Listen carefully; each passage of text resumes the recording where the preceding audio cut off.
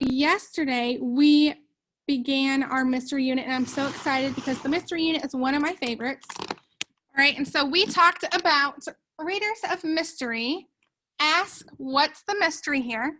And they ask, who is the crime solver? And who can remember, what's another name for a crime solver? Who remembers? What's another name for a crime solver? Starts with a D. Zaire? Detective. You're right, it's detective. All right, so today we need to put our detective hats on. I don't have a hat in the classroom, but let's go ahead and put our imaginary detective hats on.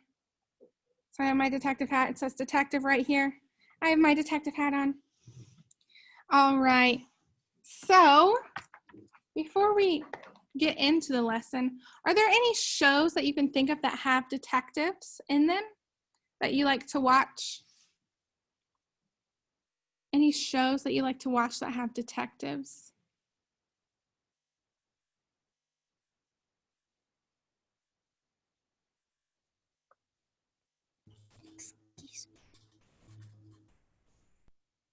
No? Okay.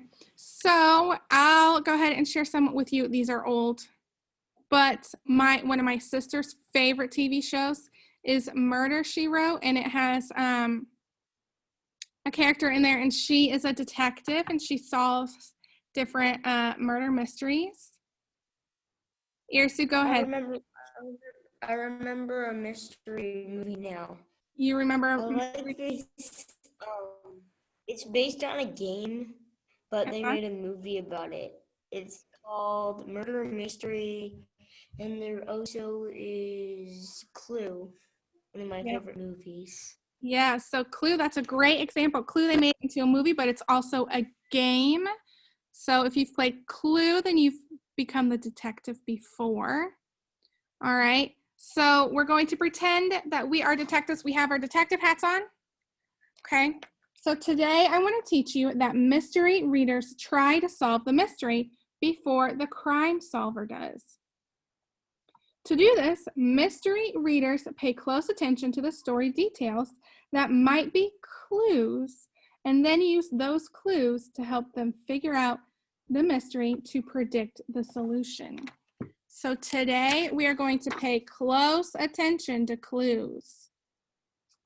All right, we're going to pay close attention to clues. All right, so let's try some of this work. When you think like a detective, you pay attention to details that might be clues. You are on high alert, aware that anyone could be the suspect and anything could be a clue.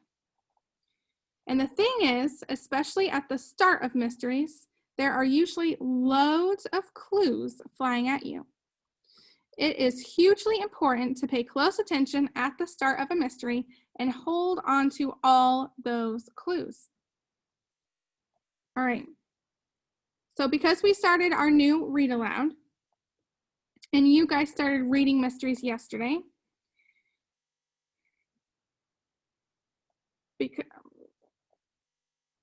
so we might not have been totally aware of how many clues might have been hiding in our read aloud. So I'm going to suggest that we all reread, so I'll read out loud for you.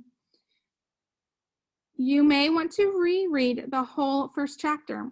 For now, I think we'll just revisit just a part of the read aloud, rereading what could be called the crime scene. The part when the author is missing. Let's reread like detectives, thinking suspiciously and on high alert for clues. All right, so let's go ahead. Make sure your detective hat is on. Make sure your detective hat's on. Here we go. Let's reread this part of chapter 2. Dink raced into the book nook.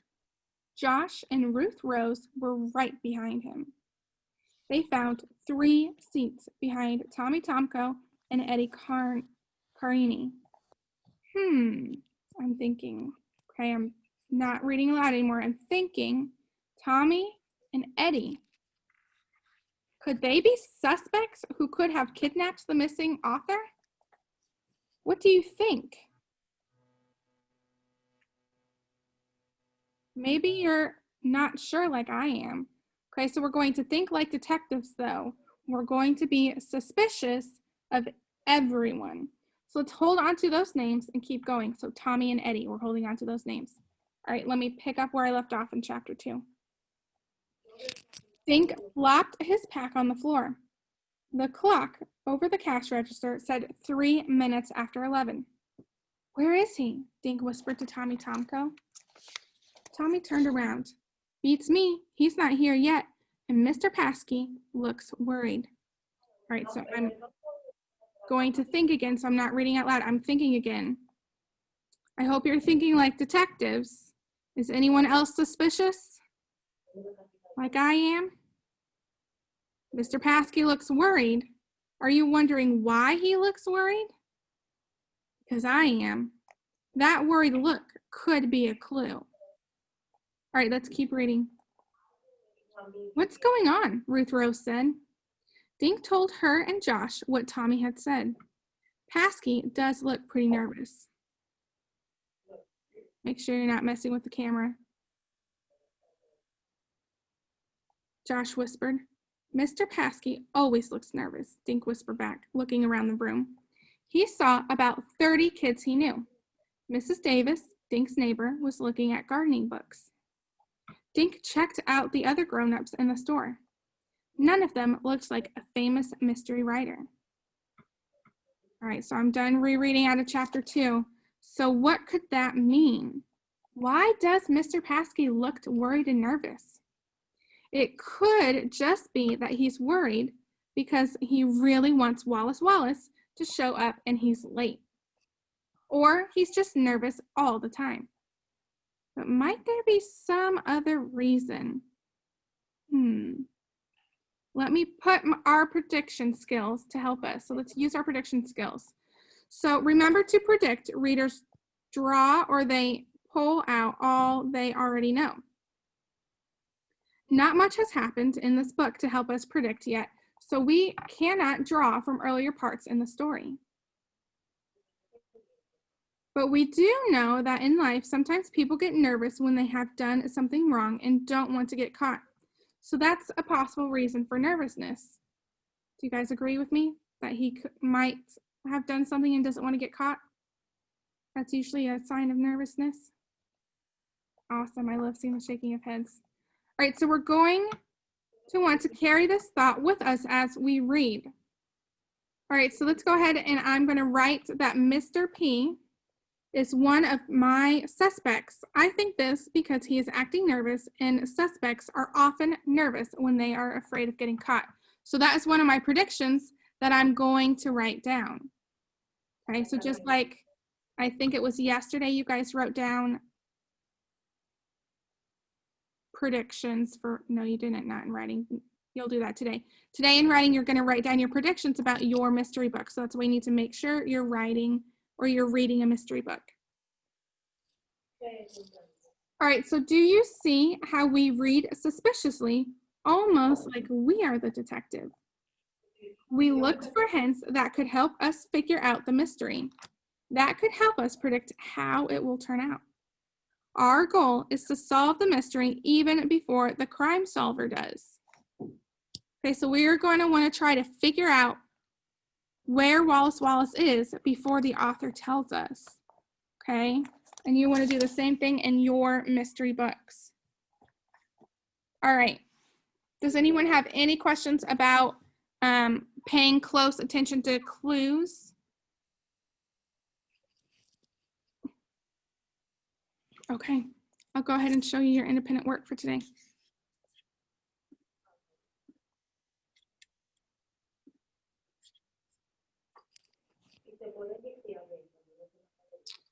All right, where do I find reading independent work? Where do I find reading independent work? Go ahead, Paxton. The blue, light blue reading cloud. Yeah, I'm gonna click on this like blue or green reading cloud. Okay, and then I see that I'm meeting with Nino and Niley today. I don't think Nino's Nino's not on, so I'll just meet with Niley today. And I'm going to scroll down to the day of the week that it is today. And who can tell me what is today this week? Go ahead, Niley.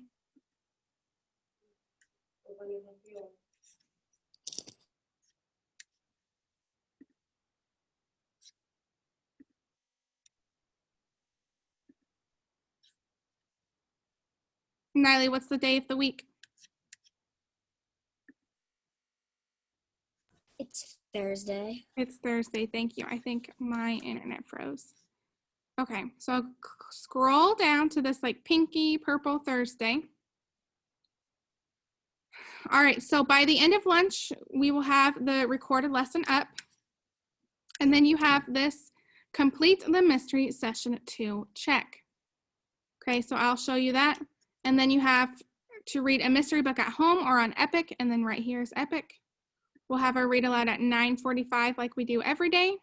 And then you have your word work lesson number 2. Okay, so if you didn't finish lesson 1, you need to go back and do lesson 1 and do lesson 2 today. So I'll go ahead and show you this check.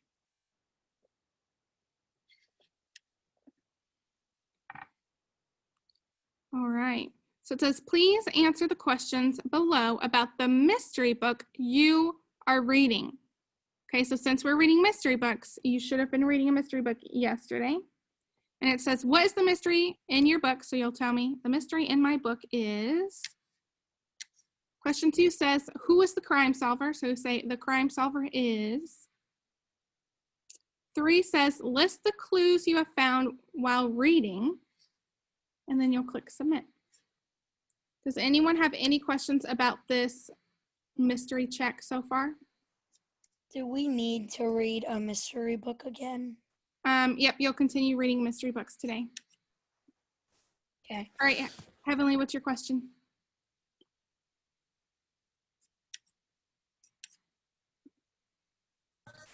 Well, if we don't know what to write. Then you need to go back and reread your mystery book so you can figure that out. Okay.